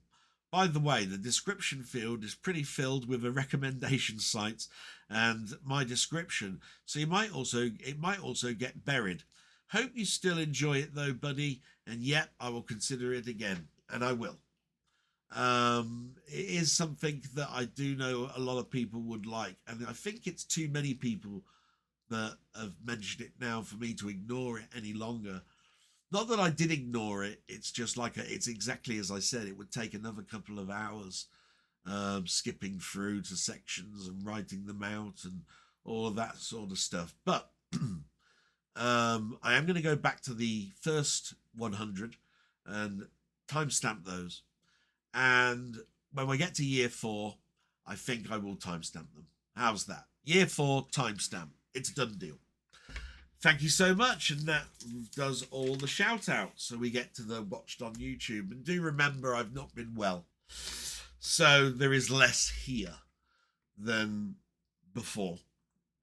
But I've done my very best to always look at a varied amount of sites and people that I regularly watch and irregularly watch. You know, it's not like every week I watch all of my friends' stuff. It would be an impossibility to do that. I'd never get round to watching a film in my life if I was to do that.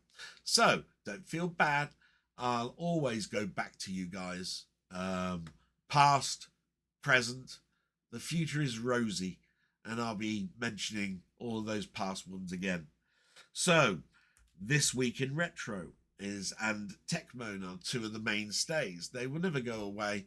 They're there first thing for me on a Saturday morning.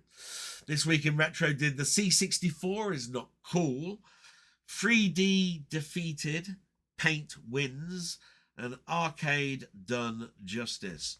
So there's a couple of interesting articles there. Books seem to be coming up an awful lot, and of course Kim Justice has done a book, so that was there. The C64 is not cool is just a play on words, where we were talking about prolonging hardware from 40 years ago with heat sinks and so forth. So it was all very interesting. And the Tecmo one, less interesting this weak, but still interesting because it was a fire alarm tape system on cassette. So what it is, when a fire goes off, you click the switch and basically an alert is read out telling you to proceed out of the building. It had a tape player. The discs looked like just like those Sinclair QL discs, a small loop of tape like you get on 8 tracks, on an endless loop that basically just is read out. It's still interesting. The hardware that was there, which is early 80s stuff, phenomenal. Looks so antiquated now, but so intricate. And he took this thing to bits, cleaned it, put belts on. Very good stuff. Then we've got a site called Random Gaming in HD, who did a review of something, and the episode was called Nvidia's tiny new RTX A400 card. Now, this is a card that's small form factor. It's got a 64-bit bus, hardly any memory, but it's got the same Q doors as many NVIDIA cards. And he wanted to know, does it do HD? And it does. It's got 4 display ports at the back. It would go brilliantly in a workstation, which is what it's aimed at. Just over £100 card, but to be quite honest, it's woeful. And it will be woeful. It's not designed to be a gaming card as such, but give you the ability to do some gaming. So it did play some things like Counter-Strike and stuff like that from years and years ago. He did try and play things like Sucker Punch and things like that, Cyberpunk, should I say, and GTA 5, and it played them at 40 to 50 frames per second, quite reasonable. And these are on medium settings. Red Dead Redemption was there. Like I say, worthy if you're thinking about getting an old small form factor machine and turning it into an emulation machine, would be perfect. Absolutely perfect. So Random Gaming in HD, that was the site. The next one was Restorish. Restorish. He did Very Dirty Xbox Series X, Let's Restore It. That was the title of the channel. Well, it was Technofix or TechFix sent a very dusty, dirty Xbox Series X to him, and he wasn't to repair it, it was to clean it. So you watch that film, that channel, and that episode to see how an Xbox Series X is constructed, because part by part he took it to bits. And every bit he took to bits to clean. It's the best dismantling video I've seen if you ever want to know how to clean your Xbox Series X. Brilliant. Then there was an interesting article called I'm Not Playing That. That's what the site's called. I'm Not Playing That. And the episode was called Why It's So Hard to Find a Game You Actually Like. And it's asking the age-old question, is it the games that I fell out with, or is it me? And I've been asking that question for a long time, and I think Mamemeister has as well. In the fact that as we get older, we find it very difficult to pick up, say, a PlayStation 5 game, knowing that there is 80 hours of gameplay in this thing. And you're there for a couple of hours, and then you're back to work, and the following weekend you're going to try and go back to it, and you'd have forgotten everything, including the controls. So is it the games that is causing this, or is it that it's me, just old? And it tries to answer that question. It's an interesting topic, and I got immense pleasure watching it. Then there was a site called Cold Fusion, and this came about because of a question that was raised on Ian Hill, The Ramblings live chat this week on Wednesday, where somebody mentioned and said, have you heard of a media where we're going to be able to store hundreds and hundreds of films on a CD? And what you're talking about is the petabit CD, which, by the way, is years and years and years off. But basically, there is a CD that you can store 1.6 petabit of information. Look up what petabit is, but it's terabytes and terabytes and terabytes of data. 1,600 terabytes or something like that is for petabit. And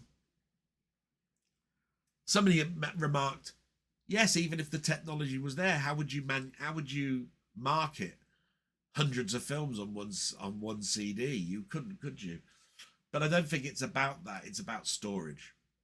Um, so obviously you'd need a burner that would be able to burn in this new method, which isn't exactly new.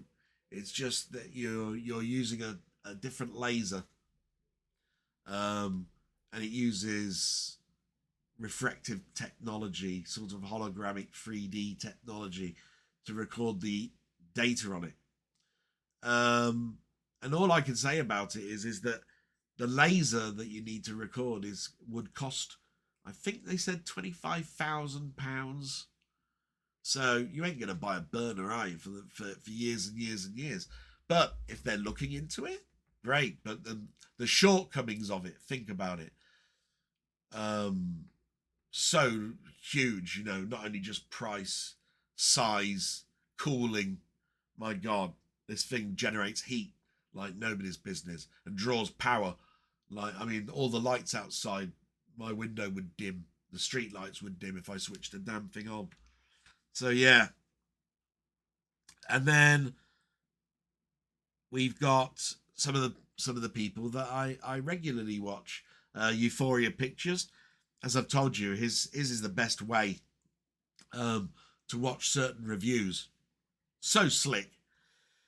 But he does something that a lot of people don't do, and it's one that I'm eternally grateful for him to do, and that is, and this was the actual episode title this week, heads up on upcoming 4K releases, where he tells you these are upcoming, you can still get them, you just need to be a bit savvy on where to order them from. Here's where you order them from. You've now got your hard to find 4K film. So many people tell you about something that they've bought after it's out, and therefore it's sold out. I will champion anybody that does that, and he is one of the few that does. Then we've got Ian Hill, The Ramblings, my good friend Ian, and like I say, he's helped me so much. Everything I do for him is a pittance to what he's done for me. So here's what he's done this week. Oh my God, chapter and verse. Top films from 1988 to 94. That's one video for each year. 88, 89, 90, 91, 92, 93, 94. See what I mean? Tons. Music Magpie unboxing. A review of the film Ghost. A review of It Happened in Hollywood. A review of Stones of Blood, a Doctor Who episode. And a chat with me. Brilliant. Oh my God. The man is just unstoppable tank. Then we get to Mondo, Chelloveck movies. Fantastic guy. So knowledgeable in horrors and other films. He talked even this week about Tron. That's how varied he is. But he carried on his Tygon, Hammer, and Amicus pickups and his top 10 cinema films seen this year between May and August, which is very entertaining. A lot of those films I missed, and I'm intrigued now to know what they'll be like on physical media. So again, another reason to watch his channel. Then we've got Playtendoguy, and unfortunately I can't say too much about him at the moment because he was going to do a chat last night, but unfortunately, due to ill health of a good well-known friends, he couldn't continue, and so it's been postponed. But he's doing it tonight, so it's definitely worth you looking out tonight for his channel. And he's done some shorts this week as well. These little YouTube shorts. I'm not a big fan of those, but with his shorts, he tries to increase knowledge. So his shorts are more about shout outs about things that are going on at the moment. Very quick shorts to bring you to your attention that this is hard to get hold of, or this is happening, or whatever. So brilliant. And then what can I say about Through the Lens? Recently rediscovered. A great friend of mine joined my Discord. He did a review of Alien Romulus, and just brilliant. Just brilliant. I did say to him the only thing that I thought was missing would be how sound was used in Romulus, Alien Romulus, for which he said he's going to do that in soundtracks very shortly. And we get to the last part, your YouTube. Thank you so much to all those that I mentioned just then. There are many others that I wish I could have seen. Not my best of health this week, so apologies.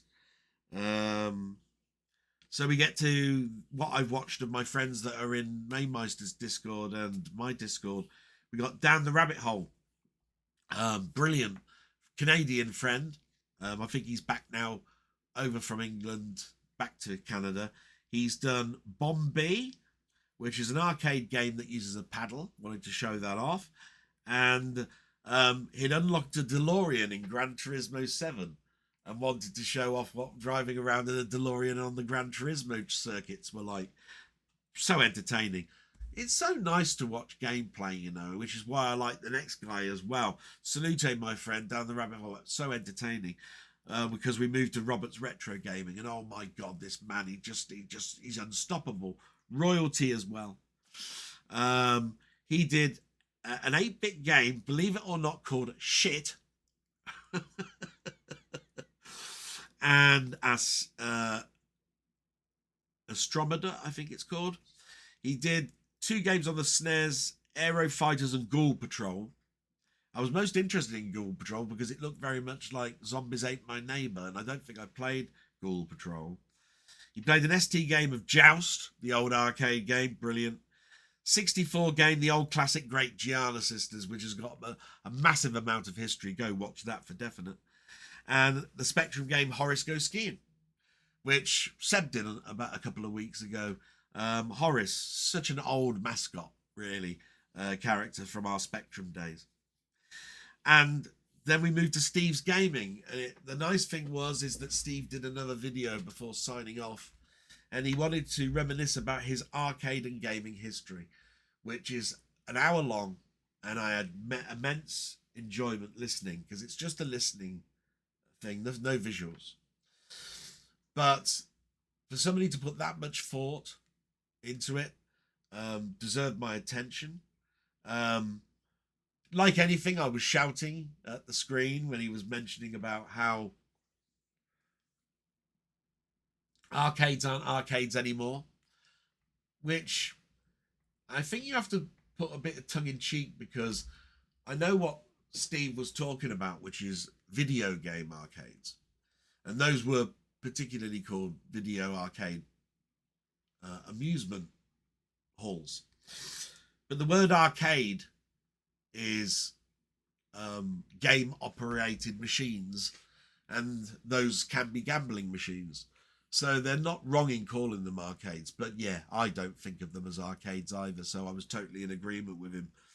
But the mechanical side of things, so many vivid memories, brilliant. Definitely go and listen to that.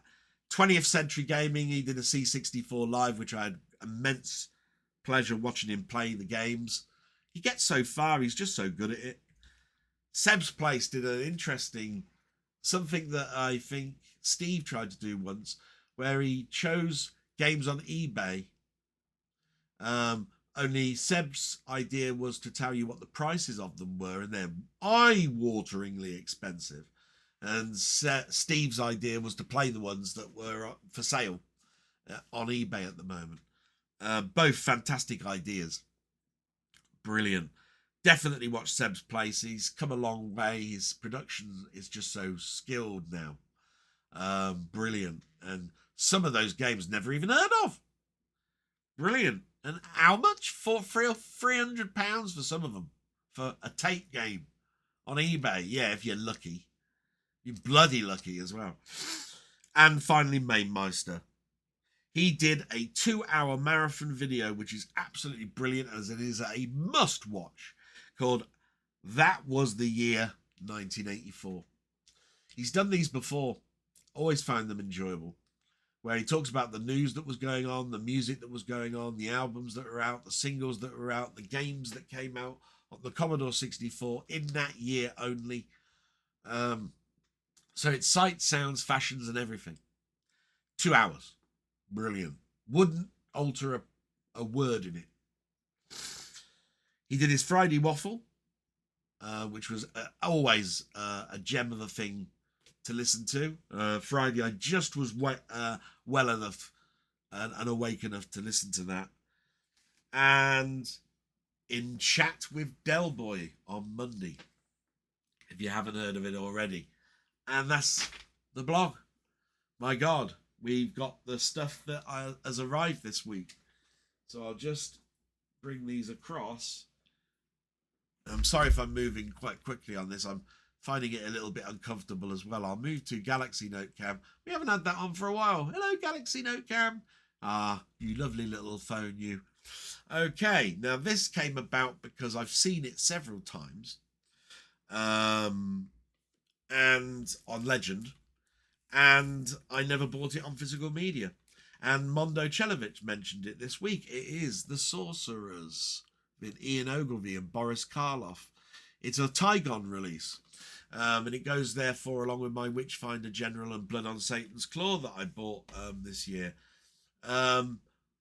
Brilliant film of its time. Worth a watch if you're that way inclined. The Film Vault stuff continues to come through. I'm only waiting for one more now, which is Blade Runner. So Apollo 13 has now turned up in the Film Vault range. These are beautiful steelbooks, all in a plastic cover, so you don't need to actually buy any covers for these. And then there's the film that Ian's already mentioned, The Shawshank Redemption. Now, these are just steelbooks of the bigger boxes. I've got the bigger boxes. But these are just nice that I can pull these out rather than get to the big boxes of them. So I can just watch these ones much easier.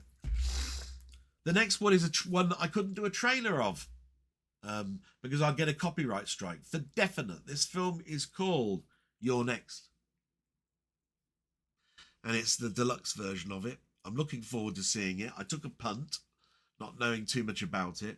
But when I looked for the trailer, the last couple of days, it's got all the way through it Perfect Day, the tune Perfect Day. I'd get a copyright strike on that instantly. No point me even trying to do it. So unfortunately no trailer of that one this week. Then the final Jaws 4 has come through with its lenticular cover. Again, you're not going to see the beauty of the cover. The camera is just not going to pick that up with the glare. But I've now got all 4. The one thing I will talk about it, and many have already talked about it, is don't criticize unless you bought it. The picture is not that bad. The film, it is divided. I will admit, it's not my favourite Jaws. It's entertaining at best. There are some people that will love it, and I would never contradict them in their love for the film because everybody has their own opinion on something. For me, I can take it or leave it. And the reason I've got it is because I've got the other 3. But saying that, it's going to be a worthy place on my shelf whenever I get them. Definitely worth the admission price. What a deluxe looking set. I mean, look at that. I mean, it's gorgeous. And look what you get inside it. I mean, ridiculous. And there's only 2,000 of them. So mine's not a particularly low number. It's 1,059. Then 2 Arrows box sets came through. One just a steel book, Desperado, which I remember watching in the 90s. Loved that film when it came out. So looking forward to going back to that one. Lovely looking steel book. Limited edition steel book contents. See that? Lovely looking. Nice. And then the deluxe edition of Silence of the Lambs. What can we say about Silence of the Lambs, really, that hasn't already been said? Some people I know hate it. There's friends of mine that can't stand the film. I still think Manhunter is better. I think that's what it's called, the first one, Manhunter, of the Hannibal Lecter series. Dragon Tattoo and Hannibal themselves are good films. Silence of the Lambs is not that bad. It's had so much written about it, and it deserves the accolades it does get. I mean, it's an interesting film. I wouldn't call it a must-watch, but it's definitely up there as something that you ought to consider more than not consider. And the last thing is a book. Just more of my omnibuses that turned up. This is volume 2 of Iron Man. Look at that picture. That's a homage to Gene Colan's front cover. Gene Colan, what an artist. He drew Tomb of Dracula and on many of the horror films. This is volume 2. And this is how many comics it covers. My God. How many covers there? It says, collecting Tales of Suspense, 84 to 99, Iron Man and Submariner 1, and the Invincible Iron Man, issues 1 to 25. So a huge chunk of writing pleasure of comic books. Iron Man is not a favourite hero of mine. He may be the saviour of the Marvel Cinematic Universe. I think that his stories suit well to film more than to me than the comic book. He always seemed to be a man that was always plugging himself in to bloody charge himself up. So I recognised that with my phones, charging them up. Bloody hell.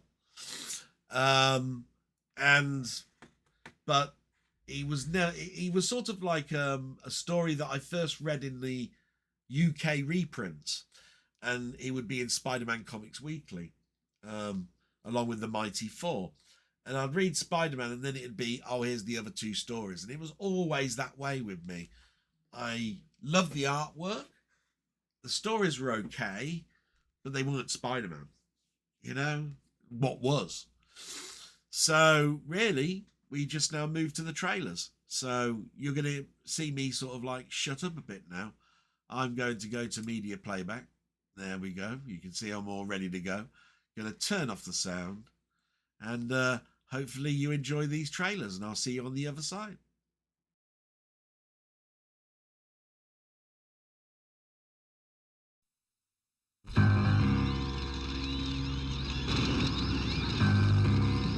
Intoxication with no hangover. Ecstasy with no consequence. Right then. See what you can come up with.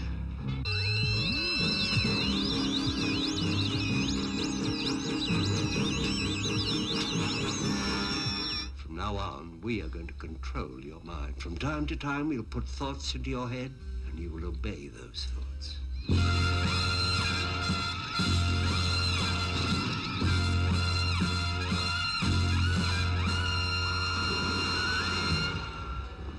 I never dreamed this could happen, even at this distance. To get inside another's mind so completely, to feel transmissions from his very nerve ends.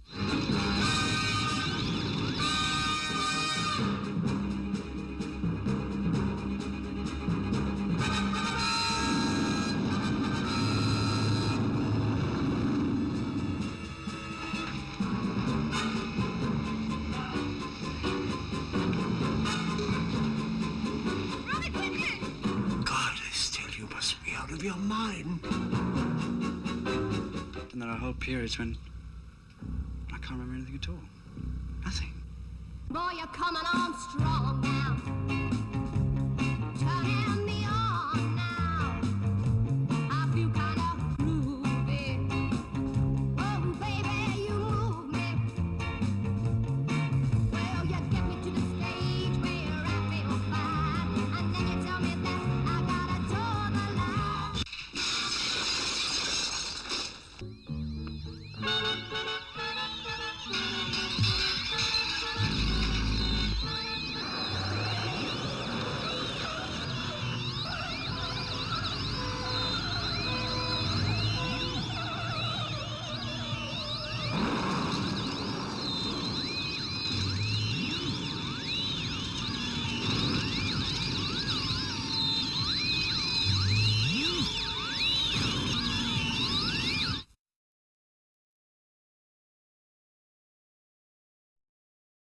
I was visiting a bar, and in he walked. You saw his face? His face? No.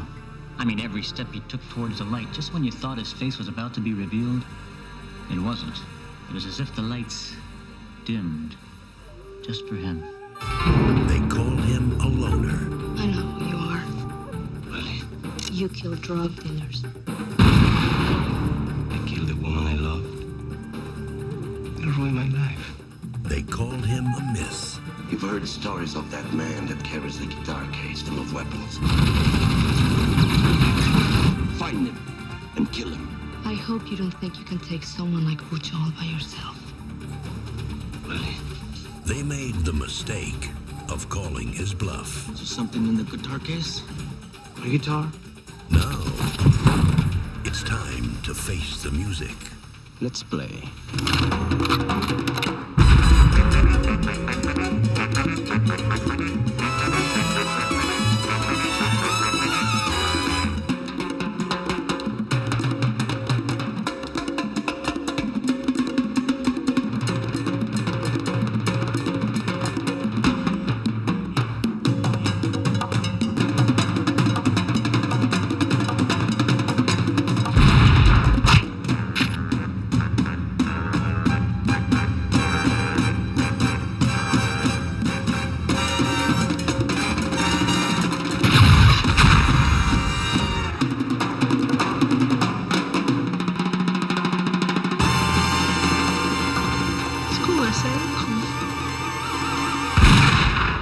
Desperado, the new film from Robert Rodriguez.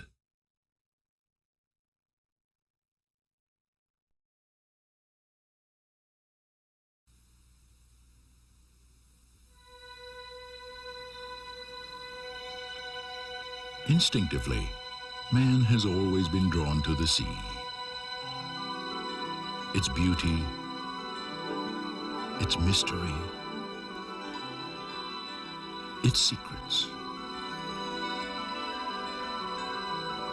But there is also a vague uncertainty, a sense of intrusion into an alien world, where man is unwelcome and completely at the mercy of the most terrifying predator on earth. Man's deepest fear has risen again. Jaws, the revenge. This time, it's personal.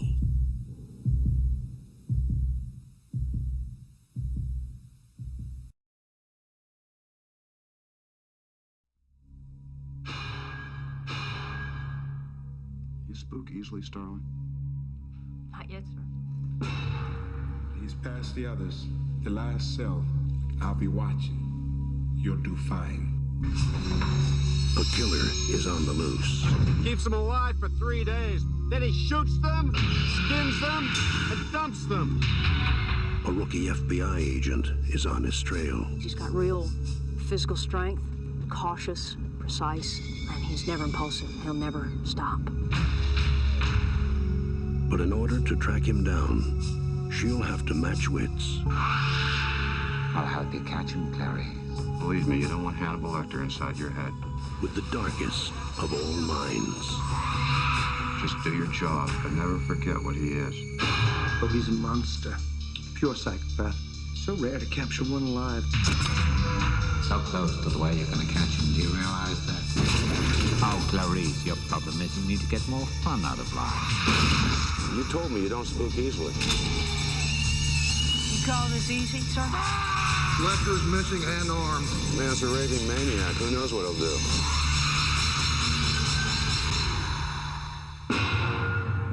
Thank you, Clary. Thank you.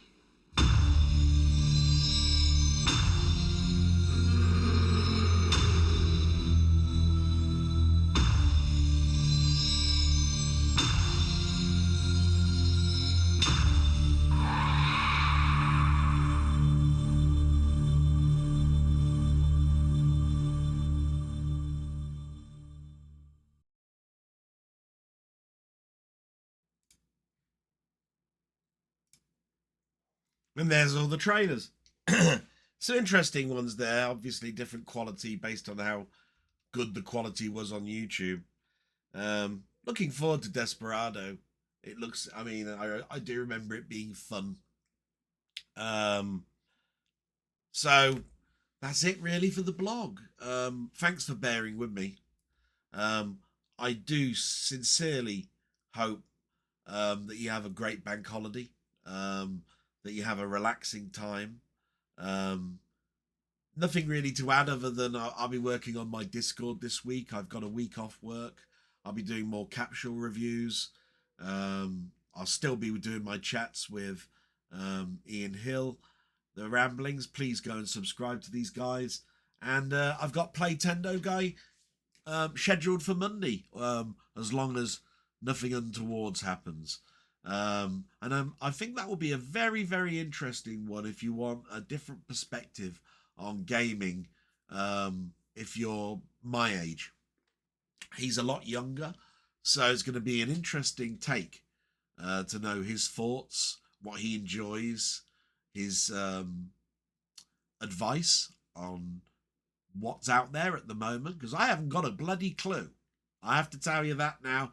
No idea what's good to get or not, what are bargains in the sales, all of that sort of stuff.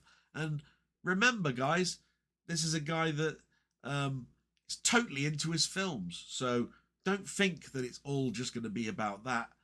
It's going to be about films as well. And with that, I'm going to say salute and say I hope I see you next week. I've really enjoyed doing these blogs, and that's all I can hope for, that you bear with me and keep watching. So salute. Bye bye.